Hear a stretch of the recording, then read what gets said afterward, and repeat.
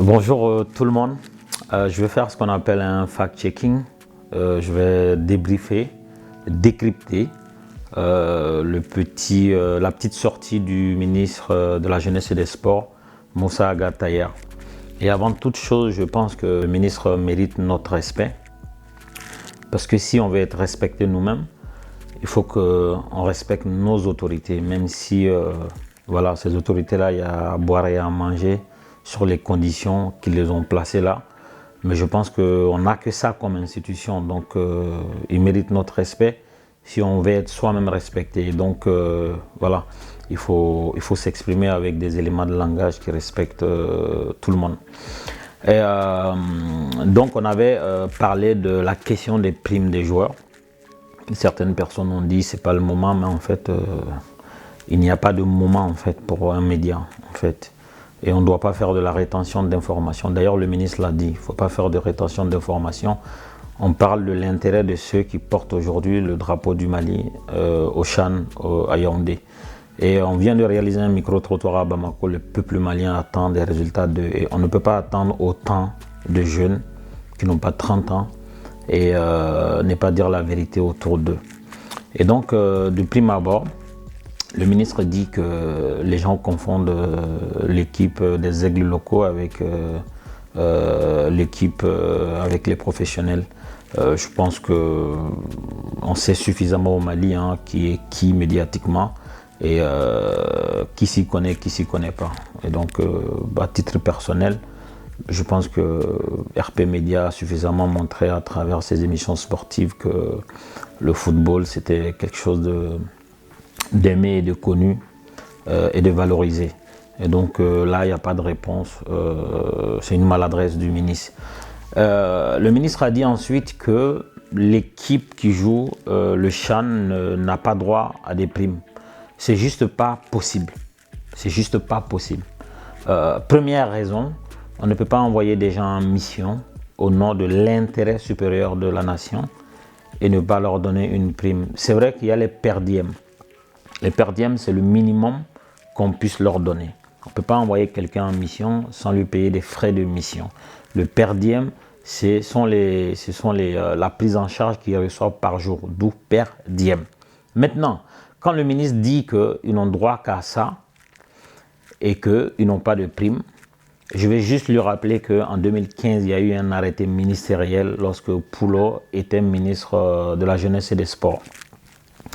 Toutes les équipes nationales du Mali, des cadets jusqu'à l'équipe A qui joue la CAN et peut-être la Coupe du Monde, voilà, si nos ancêtres nous soutiennent et qu'on y arrive, tout le monde a droit à une prime.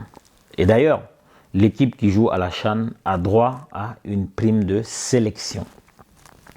Et cette prime-là, il y a des joueurs qui ne l'ont pas reçue. Et c'est malheureux d'en arriver là qu'un ministre parle de prime alors qu'il n'est pas chargé des primes. C'est la Fédé. Et c'est le ministre qui a été le premier à dégainer, à parler de primes et à dire que tous les droits, quand vous parlez des droits, ça inclut les per diem, même si le ministre ne veut pas, et les primes. Donc la prime de sélection. Et aussi, quand on joue une compétition, le ministre a dit clairement qu'il n'y a pas de prime. Et ensuite, il dit, bien entendu, il y aura des primes en demi-finale. Donc en fait, là, il y a un problème de cohérence entre les propos. Le ministre qui dit que tous leurs droits ont été payés jusqu'à la fin du séjour, sachant qu'il y a des primes qu'on doit payer, dont la première est la prime de sélection. Quand vous dites que tous les droits ont été payés, en citant les droits les plus insignifiants, le per diem, il coûte 7 500 francs par jour. Et quand on oublie les centaines de milliers de la prime de sélection, il y a un problème de cohérence dans les propos du ministre.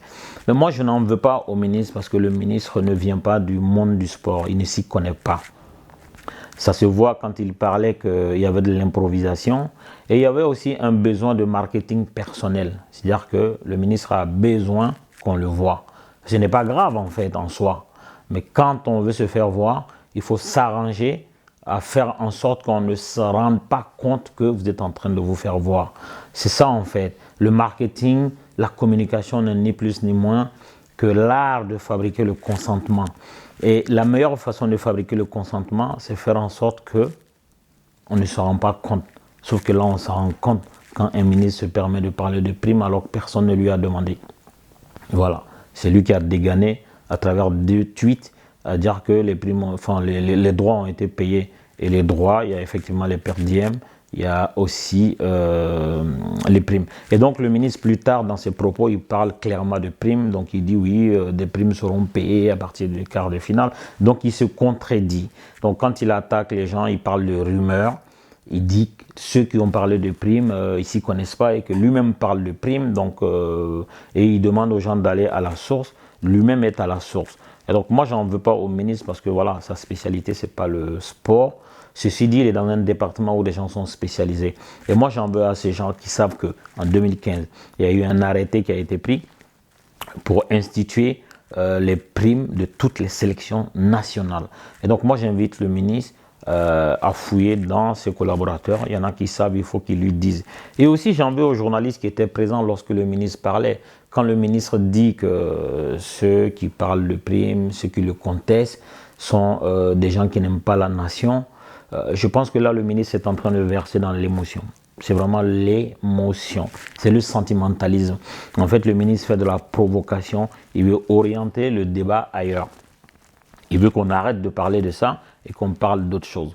Parce que lui, de sa position, quand il dit que certains journalistes maliens qui parlent, déjà ils parlent de rumeurs et ils parlent des gens qui n'aiment pas le Mali, il aurait voulu que les gens l'attaquent ailleurs. Moi, je fais partie des gens qui ne vont jamais faire ça. Je ne vais pas sortir. On va le juger uniquement dans le domaine, dans le strict domaine du sport, de son rôle de ministre de la Jeunesse et des Sports.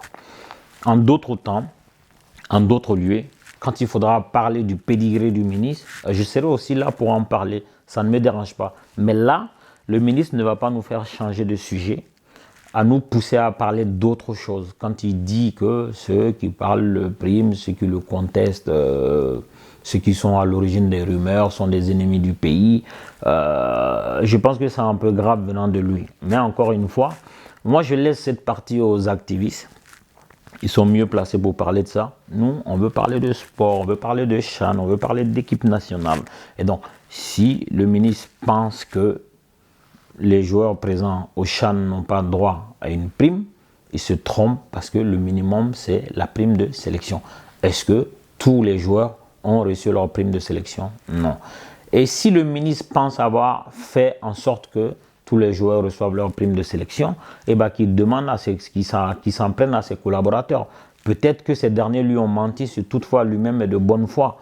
Donc ça aussi, ça peut expliquer cet énervement du ministre parce qu'on a vu que voilà, il y avait un peu de tension et puis le ministre a laissé transparaître qu'il est énervé et que dans ses explications, il se mélangeait les pinceaux, il n'y a pas de prime, j'insiste, tous les sentiments ont été payés, il n'y a pas un franc qui manque, mais je persiste et je signe, monsieur le ministre. En 2015, il y a eu un arrêté ministériel qui détermine les primes de toutes les sélections. Et je vous rappelle aussi que tous les joueurs qui sont présents au CHAN et ceux qui ont participé à la campagne du CHAN n'ont pas reçu toutes leurs primes. Et donc c'est important de le savoir et aussi de ne pas agresser les gens parce que c'est pas bien. C'est pas bien de dire que les gens qui ne sont pas d'accord avec vous, que ce sont les ennemis de l'équipe nationale ou du pays, ça fait un peu bizarre. Hein.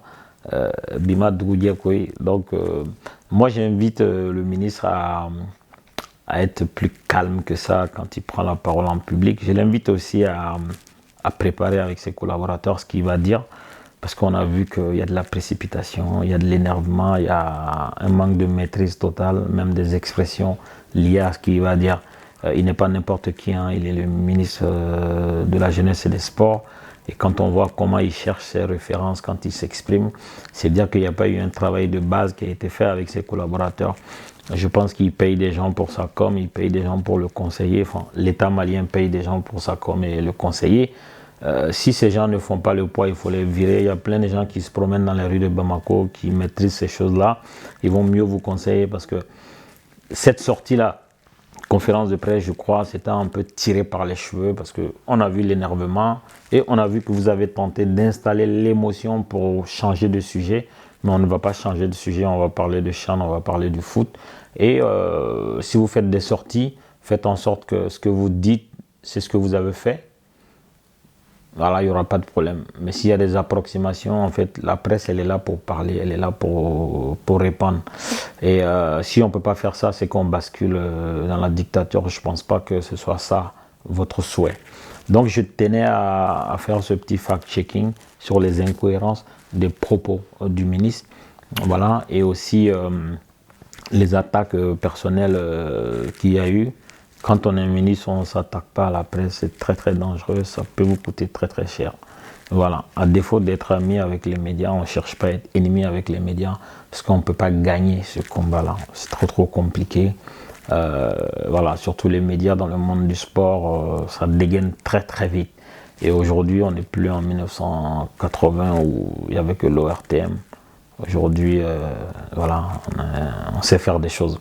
Donc, moi, j'invite Monsieur le ministre, son entourage et toute sa communication à mettre la balle à terre. Et je dis aussi, allez les aigles. Nous, depuis notre naissance, on soutient les aigles. Et je serai l'un des plus heureux au monde que les aigles ramènent ce CHAN-là. Parce que j'adore ce pays, j'adore ses couleurs, j'adore son équipe nationale. Et j'ai dit, pipi, pipi, pipi, Mali. Merci de m'avoir suivi. À bientôt.